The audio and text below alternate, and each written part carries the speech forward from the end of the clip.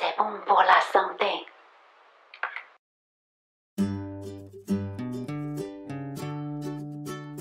Bonjour, je suis Eva, j'espère que vous allez bien.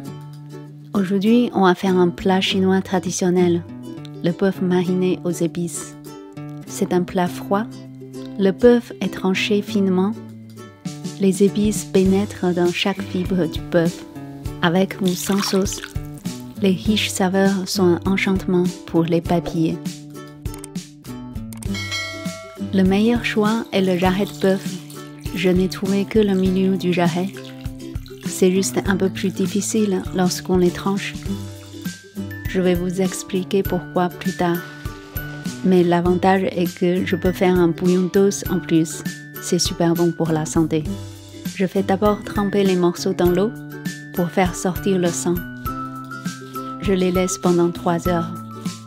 Si vous êtes pressé, il suffit de les passer sous l'eau courante afin d'enlever le sang.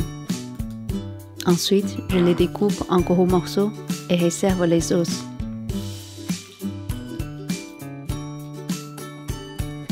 On fait une marinade de bœuf avec 250 g de sauce de soja. Assurez-vous que chaque morceau soit trempé dans la sauce de soja.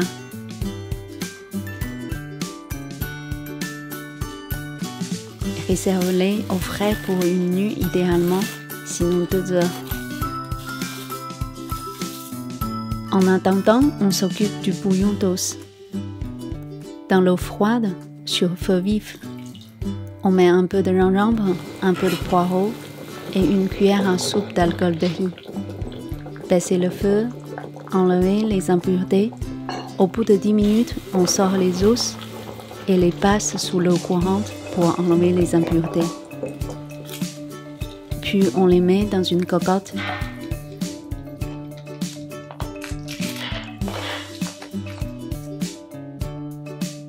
Ajoutez de l'eau à température ambiante. Le poireau et le gingembre, laissez mijoter pendant 2 heures. Le bœuf est bien mariné.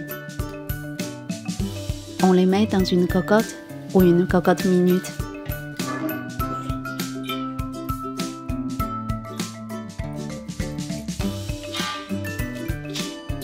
On prend également la sauce de soja. Ajoutez de l'eau de température ambiante jusqu'au niveau de la viande. Ensuite, on ajoute 5 g de poivre de Sichuan.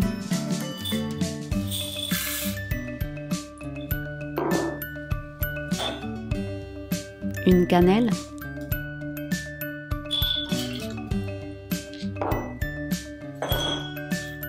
Quatre badianes.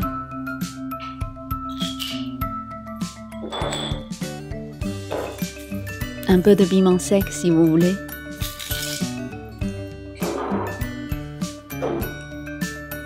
Cinq g de grains de fenouil.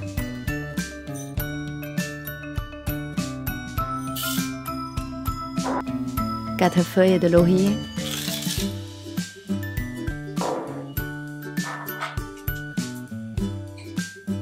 Un morceau d'écorce d'orange séchée.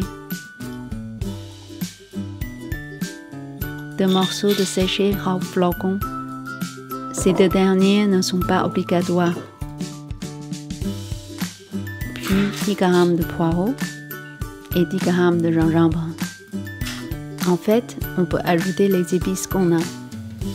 Ensuite, on aura besoin de pâte de soja. Celle-ci est la pâte de soja. Il y a plus de soja et c'est un peu plus salé. Celle-ci est la pâte de soja sucrée.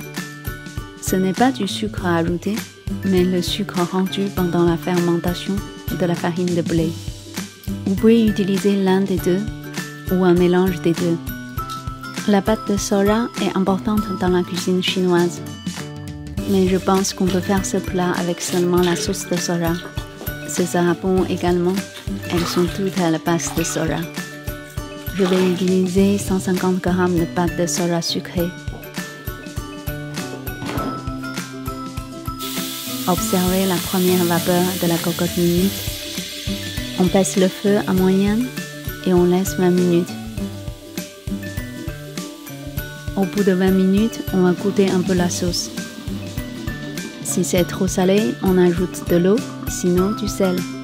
Mais avec la sauce qu'on a mise dedans, c'est déjà très salé. Ne vous inquiétez pas, c'est juste de la sauce. Puisque ce sont de gros morceaux de viande, la viande ne sera pas salée comme le jus. Mais c'est à vous d'ajuster le niveau.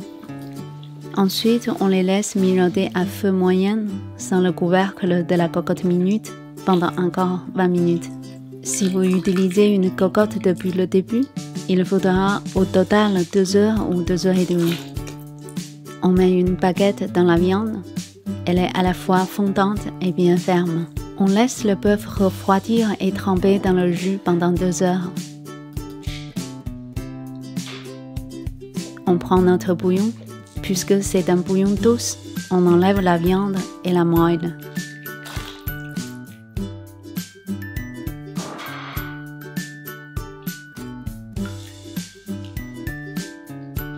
Je le filtre pour enlever les miettes de viande.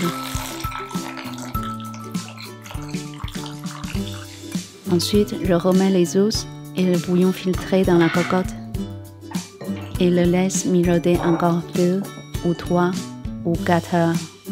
Cela dépend de votre temps. Mais ça vaut le coup, car ce bouillon est un vrai élixir.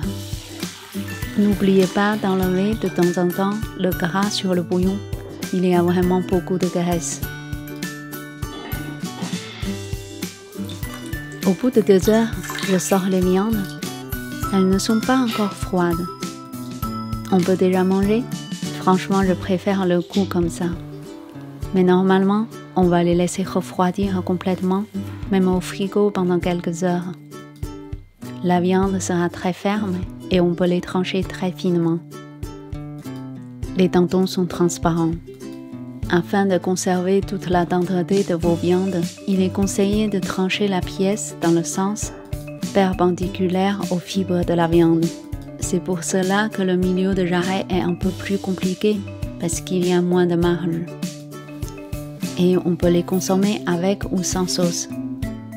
Je prépare une petite sauce avec 2 gousses d'ail émincées, 1 cuillère à café de sésame, 2 cuillères à café de sauce de soja, 1 cuillère à café de vinaigre noir, quelques gouttes d'huile de sésame et un peu d'huile pimentée.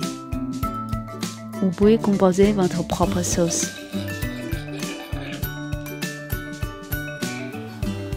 Et notre bouillon est devenu blanc. Je l'ai fait mijoter au total 5 heures.